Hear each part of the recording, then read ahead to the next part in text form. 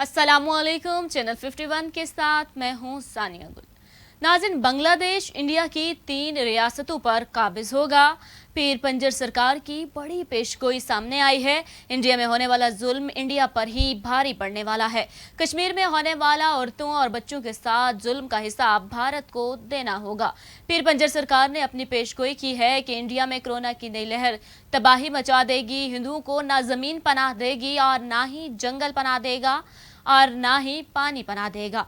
भारत में तबाही आने वाली है, जिस तरफ नजर उठाओगे धुआं ही धुआं नजर आएगा।